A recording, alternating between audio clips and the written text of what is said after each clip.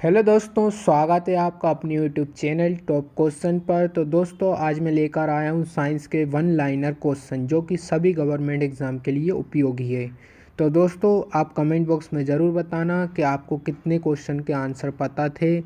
तो चलिए दोस्तों आज के अपन पहले क्वेश्चन पर चलते हैं। तो दोस्तों आज का अपना पहला क्वेश्चन है, कार्बन डेटिंग विधि किसकी आयु निर्धारित करने के लिए अपनाई जाती है?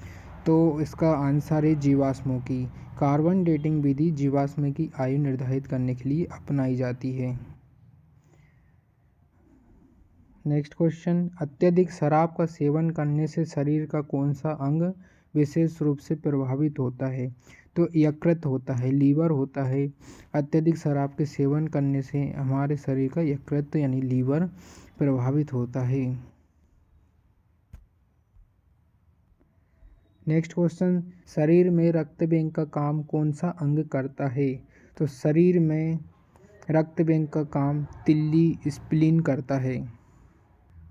हरे पौधे में प्रकाश संश्लेषण की इकाई क्या कहलाती है?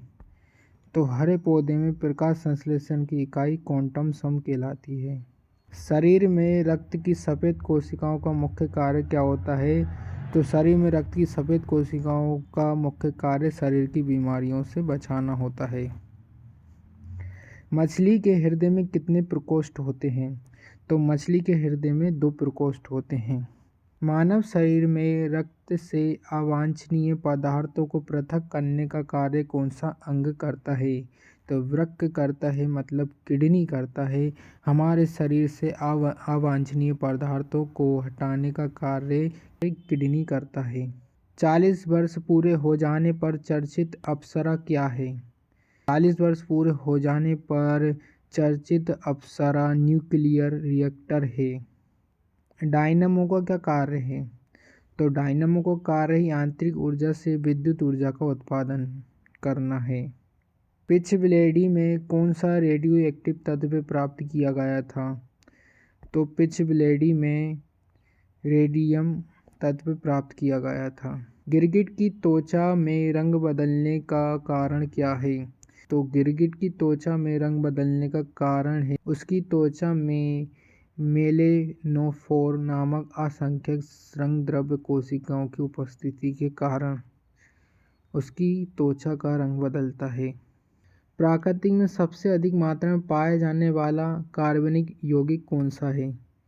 तो सबसे ज़्यादा पाया जाने वाला कार्बनिक यौगिक सेलुलोज है। समुद्र किनारे उगने वाले वृक्षों में वार्षिक वलय क्यों नहीं होते हैं? क्योंकि यहाँ की जलवायु में स्पष्ट भिन्नता नहीं होती है। वृद्ध अवस्था का अध्ययन विज्ञान की किस शाखा के अंतर्गत किया जाता है? तो इसका आंसर है जीरेंटोलॉजी। लेटगोमाइट CaCO3 किसका आयस है?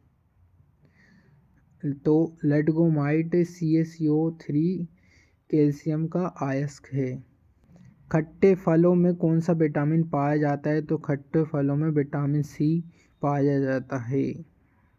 ध्वनि की तीव्रता मापने वाला यंत्र क्या कहलाता है? तो ध्वनि की तीव्रता मापने वाला यंत्र ऑडियोमीटर कहलाता है। दूध का खट्टा होना किसके द्वारा होता है? जीवाणुओं द्वारा। दूध का खट्टा होना जीवाणुओं द्वारा होता है। श्वेत प्रकाश के वर्णक्रम में प्रिज्म द्वारा सर्वाधिक विचलित होने वाला कौन सा रंग है? तो श्वेत प्रकाश के वर्णक्रम में प्रिज्म द्वारा सर्वाधिक विचलित होने वाला बैंगनी रंग है। रेफ्रिजरेटर में पृष्ठतक क्या होता है? तो ये फ्रीऑन होता है। दूध से दही बनाने में कौन सा बैक्टीरिया सहायक होता है? तो दूध से दही बनाने में लैक्टोबैसिलस बैक्टीरिया सहायक होता है।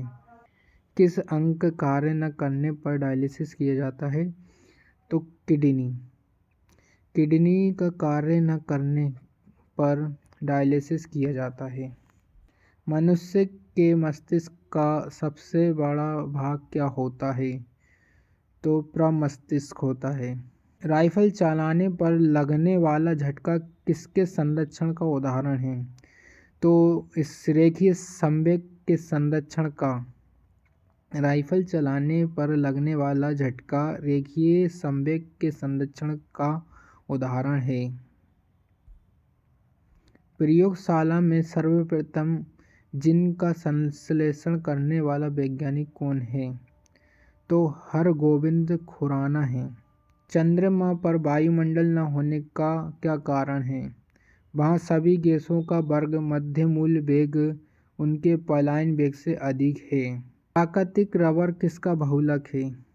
प्राकृतिक रबर किसका बहुलक है? आइसोप्रीन का।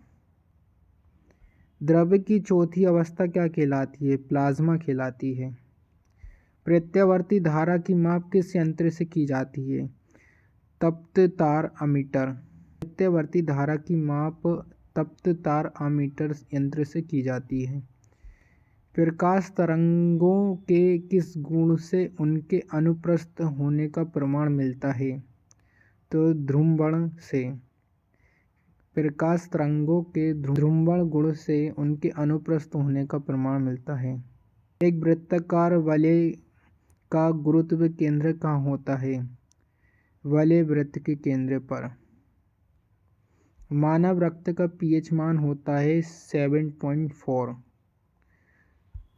खनिज संरचना की दृष्टि से हीरा क्या होता है? कार्बन।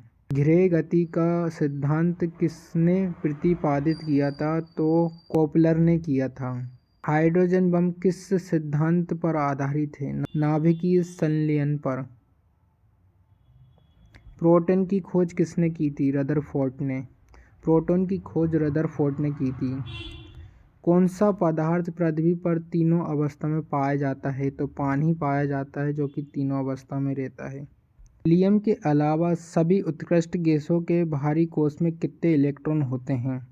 तो दोस्तों ये आपका होमवर्क क्वेश्चन है, आपको कमेंट बॉक्स में बताना है इसका आंसर क्या है।